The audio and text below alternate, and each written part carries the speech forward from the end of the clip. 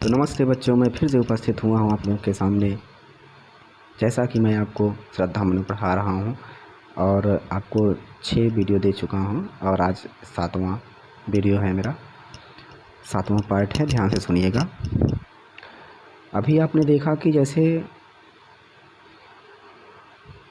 कभी मनु कह रहे हैं कि मैं इस धरती और आकाश के बीच में एक रहस्य बनकर रह गया हूँ। मेरे पास कोई उपाय नहीं है कि मैं इस रहस्य को सुलझा सकूं।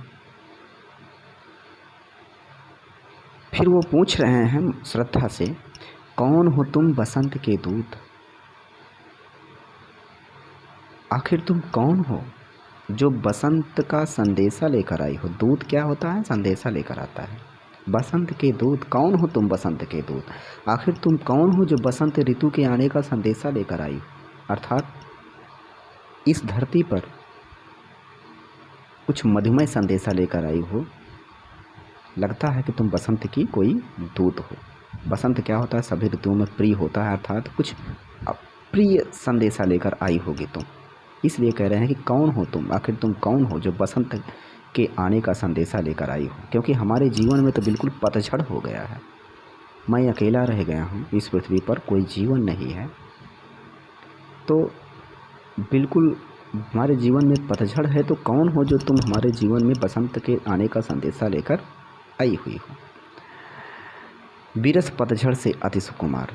कह रहे हैं कि मेरा जीवन तो पूरा पतझड़ से भरा हुआ था। इस जीवन में पूरा पतझड़ ही था, लेकिन तुम उस पतझड़ में बसंत के ऋतु का आने का संदेशा लेकर आई हुई हो। घन तिमिर में चपला की रेख। तुमको देखकर ऐसा लग रहा है कि काले काले बादलों के बीच में कोई बिजली चमकी हो। तुमको देखकर ऐसा लग रहा है कि घन तिमिर, काले तिमिर, अंधकार माने काला, घन माने बादल, काले बादलों के बीच में चपला की रेख, कोई बिजली चमकी हो। तपन में शीतल मंद बयार, और तुमको देखकर मेरे शरीर को ठंडक पहुंच रही, जैसे कोई धीरे धीरे सुगंधित वायु चल रही हो। तपन में शीतल मंद बयार, तुमको देख करके मेरे शरीर को अत्यधिक ठंडक पहुंच रही हो, जैसे धीरे धीरे चलने वाली सुगंधित वायु बह रही हो। समझ में आया?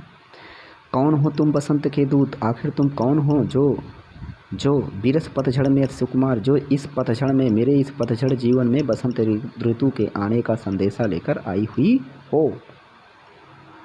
घन तिमिर में चपला की रेख। तुमको देखकर तो ऐसा लग रहा है कि जैसे काले काले बादलों में के बीच में बिजली चमकी हो।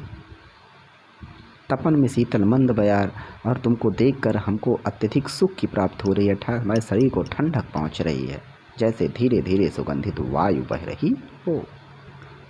ऐसा समझ में? ठीक। उसी समय लगा कहने आगंतुक व्यक्ति। आगंतुक व्यक्ति कौन है? श्रद्धा है। वो आई हुई है। आगंतुक माने आई हुई व्यक्ति, अर्थात श्रद्धा आई हुई है, तो इसलिए आगंतुक व्यक्ति कौन है? श्रद्धा। उसी समय आगंतुक अर्थात श्रद्धा कहने लगती है, मिटाता उत्कंठा सविशेष।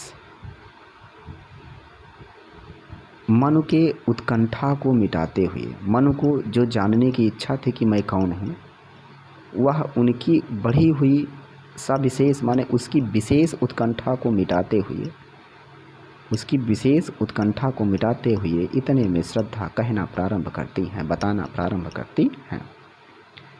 दे रहा हो कोकिल सा आनंद। उनकी बात सुनकर ऐसा लग रहा था, जब श्रद्धा बताना प्रारंभ करती हैं तो उनकी बात सुनकर तो ऐसा लग रहा था कोकिल सा आनंद, जैसे अत्यधिक आनंद करने वाली कोयल की कोई आवाज़ हो।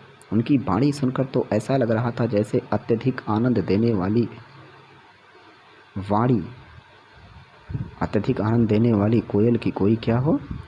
वाणी हो। सुमन का जो मधुमय संदेश, जो पुष्पों को वसंत ऋतु के आने का मधुमय संदेशा दे रही हो, जो पुष्पों को वसंत के ऋतु आने का मधुमय संदेशा दे रही हो। सुमन को माने पुष्पों को, जो मधुमय संदेश, जो पुष्पों को वसंत ऋतु के आने का संदेशा दे रही है।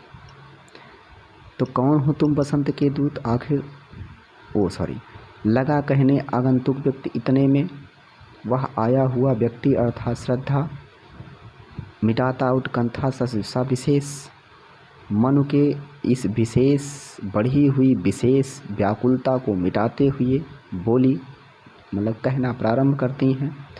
दे रहा कोकिल सा आनंद। उनकी वाणी सुनकर ऐसा लग रहा था जैसे कोयल की अत्यधिक आनंदित करने वाली कोयल की कोई आवाज़ हो। सुमन को जो मधुमय संदेश, जो सुमन को अर्थात फूलों को, सुमन को समझ रहे हो, जिनको करंट लग जाता है। सुमन को जो मधुमय संदेश, जो पुष्पों को बसंत के ऋतु के आने का मधुर संदेशा दे रही हूँ।